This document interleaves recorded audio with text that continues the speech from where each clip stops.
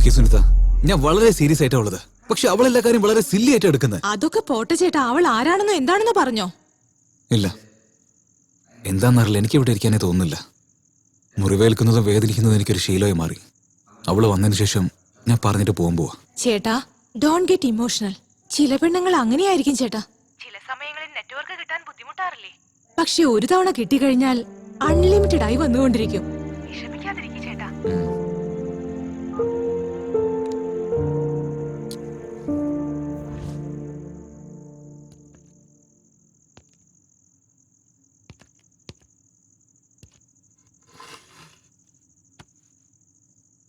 അബി, അബി, നേരത്തെ ഞാൻ കുറച്ച് ഓവറായതുകൊണ്ട് നിനക്ക് ഹേർട്ടായിന്ന് എനിക്കറിയാം. എഴുന്നേക്ക് അബി, എനിക്ക് നിന്നോട് സോറി പറയണം, പ്ലീസ്. അബി, നീ എന്നെ ഒരുപാട് സ്നേഹിക്കുന്നുണ്ടെന്ന് എനിക്കറിയാം. എന്നാ ഞാനും നിന്നെ സ്നേഹിക്കുന്നുണ്ടെന്നുള്ള കാര്യം നിനക്കറിയില്ല. എന്റെ മനസ്സിലുള്ളത് നിന്നോട് പറയണമെന്നുണ്ട്, പക്ഷെ എന്റെ അവസ്ഥ അതാണ്. You know, I really love you.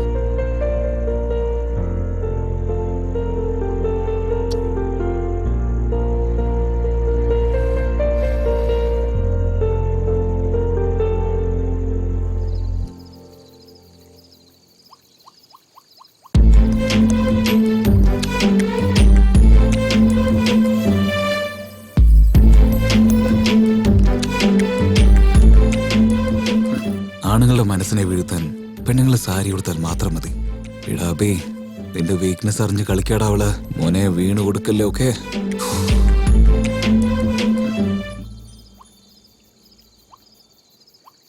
എനിക്ക് നിന്നോട് സംസാരിക്കണം. ഞാൻ ചോദിക്കുന്ന ചോദ്യത്തിന് നീ കറക്റ്റായിട്ട് ഉത്തരം തരുമോ? എന്തേ, എന്നെ മണ്ടനാക്കാൻ ഇനി വേറെ എന്തെങ്കിലും ഉണ്ടോ നിന്റെ കയ്യില്? ഹേർട്ട് ആവാതെ ഞാൻ പറയുന്ന കേക്ക്. ലൈഫ് മുഴുവനും നിനക്ക് എന്നെ സന്തോഷിപ്പിക്കാൻ പറ്റുമോ?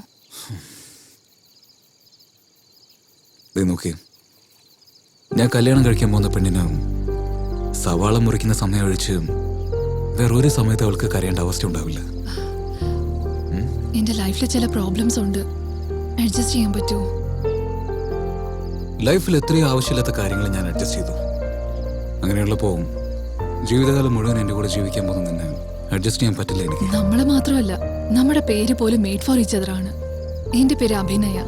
സത്യം എന്താന്ന് വെച്ചാ ഞാൻ ഡോക്ടർ ഒന്നുമല്ല. Agricultural MSc discontinued. മഷ്റൂം ഹണിബീസ് എന്നൊക്കെ പറയുമ്പോഴേ എനിക്ക് മനസ്സിലായി. ഇതിനേക്കാളും ഇമ്പോർട്ടന്റ് ആയിട്ടുള്ള ഒരു കാര്യം നീ അറിയാനുണ്ട്. എനിക്കൊരു പ്രോബ്ലം ഉണ്ട്. ഞാൻ ഡോക്ടർ ശ്രുതിയുടെ അടുത്ത് ട്രീറ്റ്മെന്റ് എടുത്തോണ്ടിരിക്കുക. ഇവിടെ മെഡിസിന് വേണ്ടി വന്നതാ. അപ്പോഴാ നിന്റെ അനിയത്തി ഫോൺ ചെയ്ത്. ശ്രുതിയെ പോലെ ഞാൻ നിന്നോട് സംസാരിച്ചു. നീ വരുന്ന കാര്യം അപ്പോഴാ ഞാൻ അറിഞ്ഞ്. നിന്നെ ഒന്ന് വട്ടം കറക്കാന്നാ വിചാരിച്ചത്. എന്നാ പതുക്കെ അത് പ്രണയമായി മാറി. എന്റെ ലൈഫ് നിന്റെ കൂടെ ആയിരിക്കണമെന്ന് ഞാൻ തീരുമാനിച്ചു കഴിഞ്ഞു. ഞാൻ എപ്പോഴോ തീരുമാനിച്ചു, ഇനി എപ്പോഴും എന്റെ ജീവിതകാലം മൊത്തം നീ ആയിരിക്കുന്നു. അല്ല, ട്രീറ്റ്മെന്റ് എന്തിനാ? അത് പറയാനും മാത്രം വലിയ രോഗമൊന്നുമല്ല, മറച്ചു വെക്കാനായിട്ട് ചെറിയ രോഗവും അല്ല. പറയാനൊരു പേടിയുണ്ട്, പക്ഷെ കേട്ടാ നീ ചിരിക്കും. ഉറങ്ങാൻ പോകുന്നതിന് മുമ്പ് ഞാൻ പറയാം. ഉറങ്ങുന്നതിന് മുമ്പ് പറയാൻ എന്താ താലാട്ടാണോ? ഇപ്പൊ തന്നെ പറഞ്ഞു. ഓ, അമ്മ വിളിക്കുന്നു. ഓ, കാര്യം.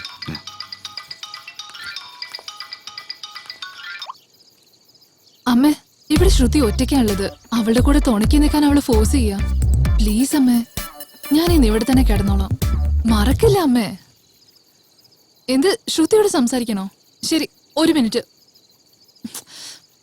ശ്രുതി, ശ്രുതി, അമ്മയ്ക്ക് നിന്നോട് സംസാരിക്കണോന്ന്.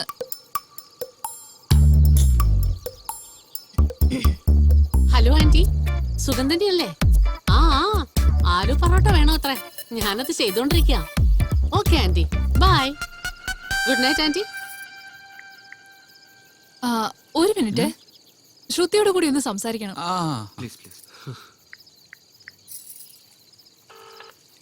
ഹലോ ശ്രുതി, ദൈവദർശനൊക്കെ എങ്ങനെ ഉണ്ടായിരുന്നു? ഞാൻ ഇട്ടിട്ടുണ്ട്. ദാ, നീ അമ്മയോട് സംസാരിക്ക. അമ്മേ, ദാ ശ്രുതി ലൈനിലുണ്ട്. ഹലോ ശ്രുതി, സുഖാണോ മോളെ? അമ്പലത്തിൽ പോയിന്ന് പറഞ്ഞു. ദർശനം നന്നായിരുന്നോ? നാളെ വരുവോ? ശരി മോളെ. നിനക്കറിയില്ലേ അവൾക്ക് ആലു പൊറോട്ട ഇഷ്ടമാണെന്ന്? ശരി മോളെ, എന്നാ വെക്കട്ടെ. Bye, good night.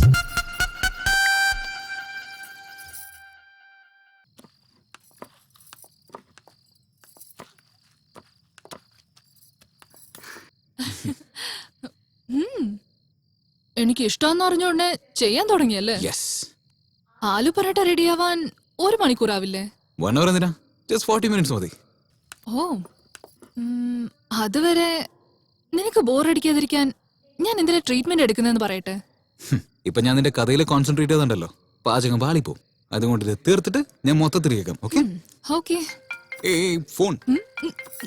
ഏയ് ഹേയ്, ആരത്? സുനിത. അനിയത്തി. ഞാൻ എന്തേ? സംസാരിക്കാം. ഞാൻ സംസാരിച്ചൂടാ? ഞാൻ സംസാരിക്കാം.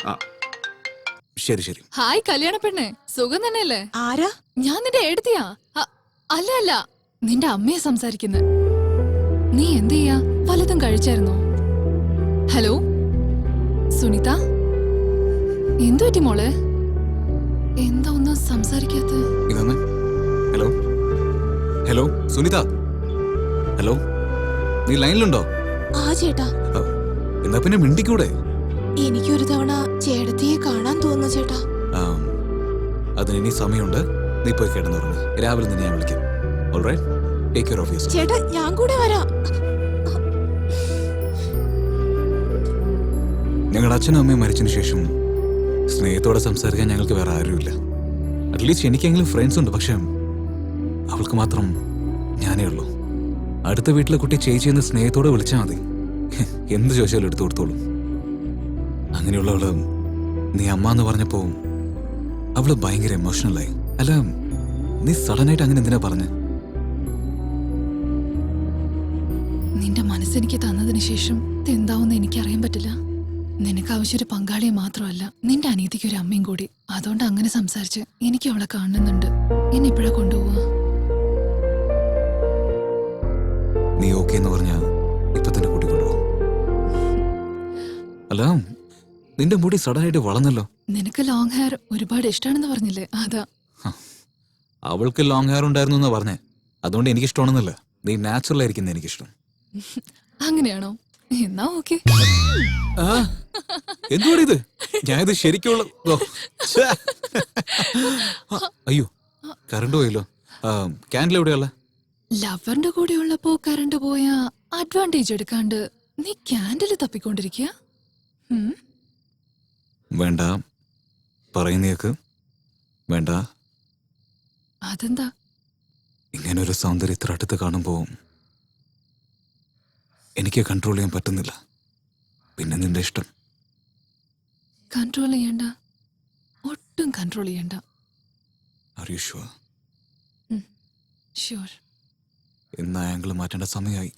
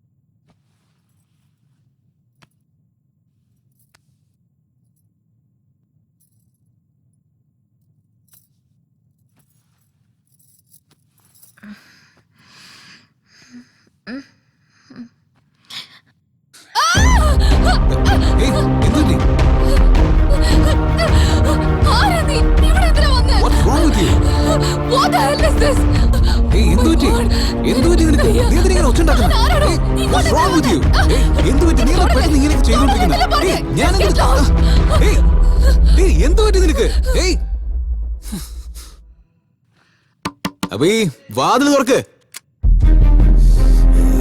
വേദനിക്കുന്നു. Metal. Abi, what is this Abi? എല്ലാത്തിനും ഒരു ലിമിറ്റ് ഉണ്ട്. This is too much. Come on. എന്റെ ഇഷ്ടം. എനിക്ക് തോന്നുമ്പോ കഥ തുറന്നാ മതി.